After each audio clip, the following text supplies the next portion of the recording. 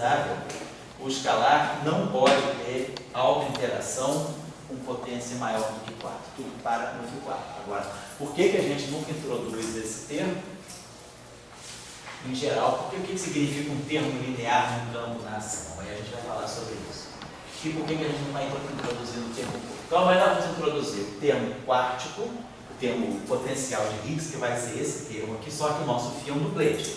Então, nós vamos introduzir algo desse tipo, φ', que é a interação, que é o termo quadrático nos escalares, e depois o termo quártico nos escalares, algo do tipo φ' ao quadrado, que é esse termo aqui. Então, nós vamos poder, mas assim, o padrão de um modelo escalar em 4 dimensões, ele diz que a gente pode ter termos lineares, quadráticos, cúbicos e quárticos.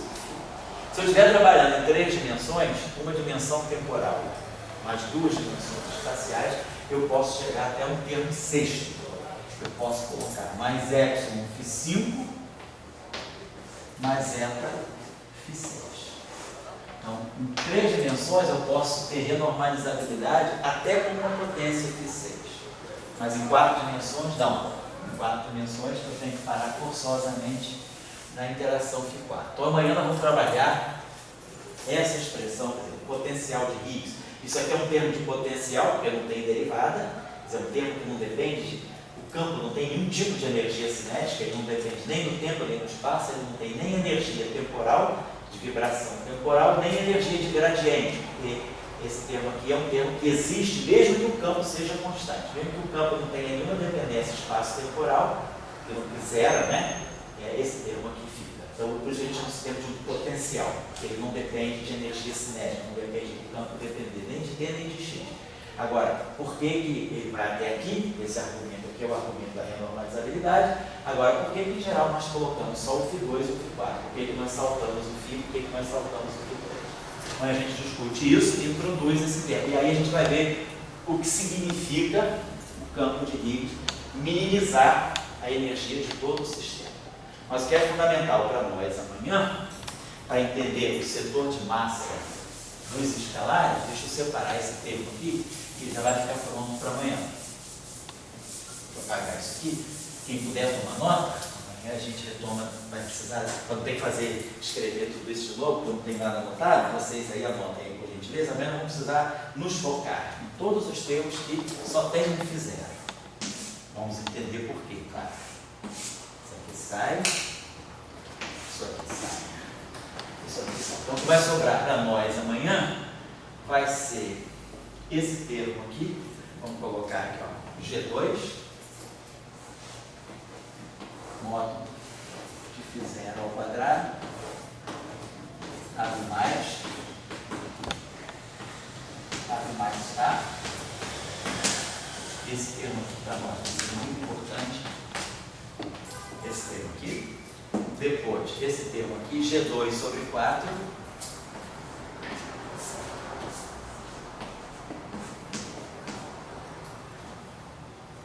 G2 sobre 4, módulo de φ0 ao quadrado, dm3,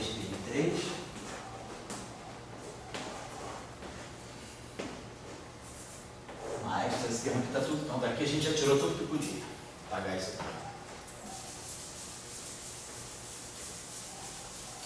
Vou pegar só os termos em φ0.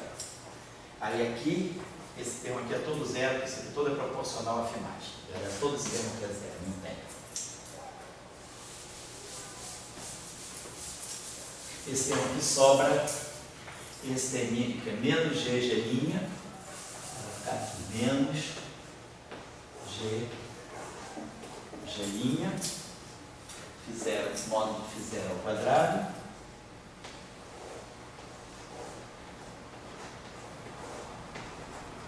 dm3, y',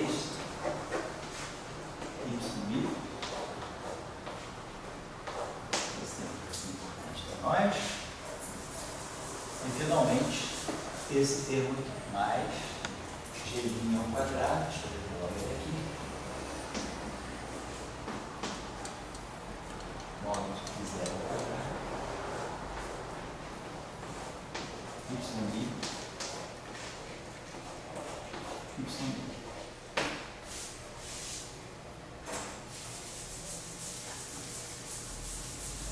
Então, amanhã, se Deus quiser, nós vamos estar olhando. Depois nós entendemos a quebra espontânea da simetria e entendemos que esse termo aqui vai desempenhar um papel fundamental e vai poder se tornar constante nessa configuração. Então nós vamos poder ver que nós vemos aqui claramente o aparecimento de uma massa. Se isso aqui se tornar uma constante, isso aqui é uma massa de Broca para um campo escalar complexo. É uma massa típica. Então, isso aqui vai me dar a massa do W mais e do W imenso, que é um termo de massa mista. É um termo típico de Klein-Bor. M2 e estar φ, né? Então, é um termo de massa que dá a massa do setor W mais e W menos. Claro que a massa é a mesma, a massa é degenerada. W mais e W menos são partículas de partícula, tem que ter a mesma massa. Mas aqui, a gente vai ter uma situação fatorando esse cara aqui. A gente tem uma espécie de uma matriz de massa. A gente tem algo desse tipo aqui, ó, BM3, YI. Aí eu posso, esse termo aqui eu posso escrever sob uma forma assim, matricial. Eu posso escrever, é um termo todo escalar, mas eu posso coletar numa forma matricial, porque fica mais fácil no ano. Bota aqui BM3 e aqui o YI. E aí o termo que é diagonal em BM3, BM3, eu vou esquecer. Então tem um módulo de x0 ao quadrado aqui. Então a gente tem aqui o G2 sobre 4, BM3, BM3. Depois a gente tem um G' ao quadrado aqui. E aqui a gente tem menos GG', que vai ser menos GG' sobre 2, menos GG' sobre 2, né? Porque esse termo aqui, na verdade ele vem de duas vezes, ele vem dessa combinação aqui e dessa combinação, por isso que eu botei GG' sobre 2. Se eu fizer esse produto aqui, vai dar exatamente esses quatro termos aqui, ó. G2 ao quadrado sobre 4, BM3, BM3. Menos GG', esse aqui vai ficar menos GG' sobre 2, YI BM3, e esse aqui vai ficar menos GG' sobre 2, YI BM3. Então vai dar a mesma coisa, esses dois termos se somam para dar esse, e esse termo para esse. E aí se a gente olhar essa matriz tem determinante zero. Então significa que essa matriz tem um alto valor nulo. O outro alto valor não é nulo, obviamente, senão seria zero. Ela tem um alto valor zero e o outro não zero. Essa matriz aqui, então, ela está dizendo o seguinte: eu não tenho nem a massa do BM3, nem a massa do YI, está tudo misturado. Então nós sabemos que as partículas físicas, elas têm que ter uma massa bem definida. Então, o que é o campo físico não é nem BM3 nem YI, deve ser a combinação linear de BM3 e a combinação linear de YI que diagonalizam essa matriz. Nós vamos diagonalizar essa matriz de massa, né, como se fossem dois osciladores acoplados. Né? Se a gente tiver dois osciladores, né, coordenadas x, y, então eu tenho um meio, vamos dizer, de m, x ponto ao quadrado, mais um meio de m, vou botar mi, y ponto ao quadrado. Aí poderia ter um termo aqui, que seria o meio de kx2, mais o meio de um k grande y2, mais um xi, vou chamar aqui, chamei k grande, k, que eu vou chamar aqui de q, xy. Então, está vendo? Eu não vou poder tirar a frequência.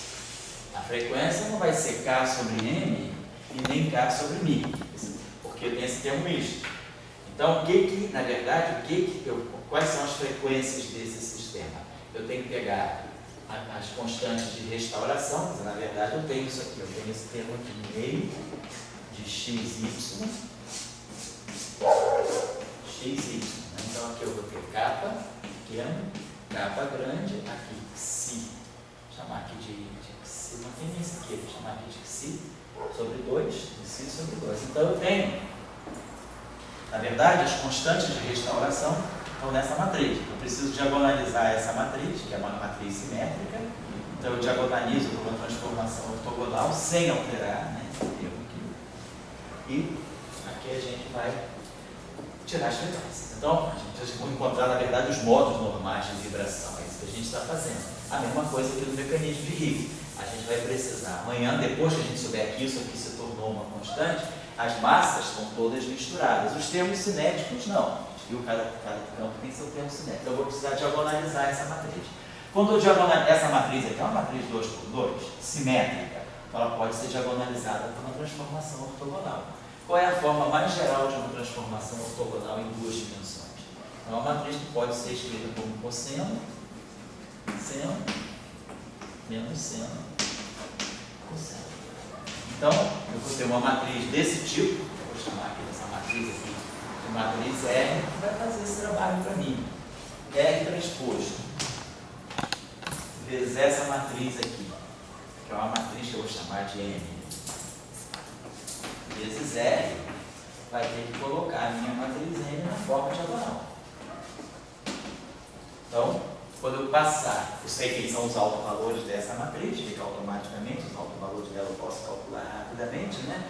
Vai ser G2 sobre 4 menos lambda, vezes G' ao quadrado menos lambda, menos G2, G' ao quadrado sobre 4, igual a zero, é a equação de autovalores. Né? Então vai ficar lambda 2 menos G' ao quadrado mais G2 sobre 4 lambda, esse termo cancela zero. Então o autovalor é lambda igual a zero, o outro autovalor é G2 mais G' ao quadrado sobre 4. Então eu vou ter que trazer essa matriz aqui para essa forma.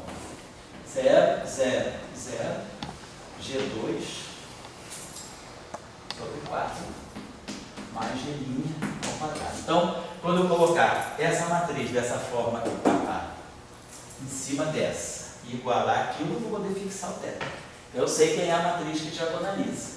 Então, vou colocar essa matriz aqui, vou colocar esse R transposto aqui, e esse R aqui. Claro, compenso botando R aqui e R transposto aqui. Então, eu posso fazer o contrário. Boto R transposto aqui, R aqui, faço o contrário.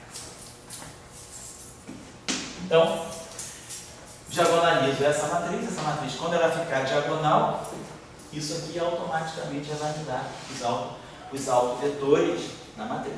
Então, essa é uma aberturazinha da álgebra linear. Então, a gente vai trabalhar isso, isso é o que a gente chama de ângulo de Weinberg, que é o ângulo que vai ser fixado pelas constantes de acoplamento, e é o ângulo que vai distinguir o que é o fóton e o que é o Z0, pelo alto valor da massa. O fóton vai ser a combinação que dá alto valor zero, né, que vai corresponder a esse zero, e o Z0 vai ser a combinação que vai ter como massa esse alto valor, vezes isso aqui, obviamente, né? Então, o trabalho de amanhã vai ser um pouco, a gente não é só o cálculo muito simples, um cálculo algébrico de álgebra linear muito simples, mas o que a gente vai ter que discutir é o efeito, então, o que está acontecendo, qual é a física disso, por que é o φ zero que não é zero, por que o φ mais é zero, vamos acertar o potencial de Higgs e vamos amanhã chegar como nós chegamos ao fóton e ao Z0, olhando o espectro de massa, e não mais como nós fizemos no início do curso, que foi olhando para as cargas, né, dos términos do Bóson, dos términos do neutrino, olhando para a massa do neutrino. Certo? Então, para quem está assistindo a aula de longe, só dizer que essa aula foi mais curta mesmo, a aula não está cortada não, é que a gente começou mais tarde, está acabando um pouquinho mais cedo. Amanhã, então, a gente retoma a segunda parte dessa aula, amanhã de 4 às 6.